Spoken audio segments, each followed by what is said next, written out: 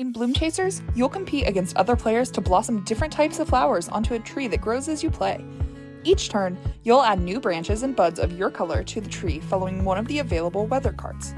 Once you've placed 3 buds on a correct formation, a flower can blossom when the bloom card appears. Be careful though, other players can blossom flowers over your buds, and you can do the same to theirs. The more flowers you build, the more buds you'll be able to place. Whoever finishes with the highest score wins. The first part of every game of Bloomchasers is creating the weather deck. To do so, randomly select 3 weather cards and place them face up on the table. Then, shuffle 6 more random weather cards and 2 bloom cards and place them face down, then return the remaining weather and blight cards to the box without looking at them. Next, put all the branches in the bag and have each player select their color of buds and blooms. To build the starting tree, have each player draw a random branch, place it onto the tree trunk, and place a bud of their color onto that branch.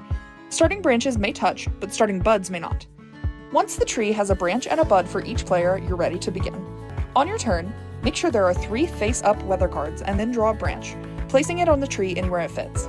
You may place a branch through your own color bud, but not an opponent's. Next, select one of the weather cards and follow its instructions to place a bud of your color onto the tree. For example, selecting a wind weather card allows you to place a bud touching a bud of a different color, and you can repeat this action for each wind flower of your color on the tree. And touching buds does include the spaces above and below them. After placing your buds, move the card you chose to the bottom of the weather deck to end your turn.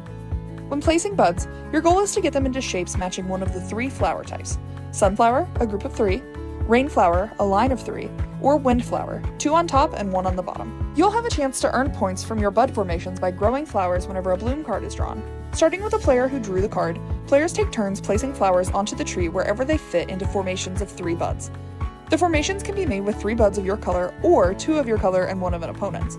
For example, if white drew the bloom card, they could place a sunflower over the formation of 3 white buds. Then, pink could place a rainflower over this formation of 2 pink buds and 1 blue bud, stealing blue's bud. Players may continue placing flowers until everyone can't or doesn't want to place flowers anymore. If a player places 0 flowers during a bloom round, they may now add a new bud anywhere on the tree. At the end of the bloom round, the player who drew the card should place it to the side and draw another card. After both bloom cards have been drawn and set aside, shuffle them back into the deck. After the last branch has been played, players draw cards until a bloom card is drawn. Complete one final bloom round until all players have bloomed as many of their formations as they can. To score the game, flip the weather deck face up and sort the cards. Flowers corresponding with rarer weather cards are worth more points. The player with the highest score wins. Try using the blight cards and the purple buds and flowers for co-op or solo games. Thanks to Barnes & Noble for selecting Bloomchasers from Very Special Games as April's Game of the Month.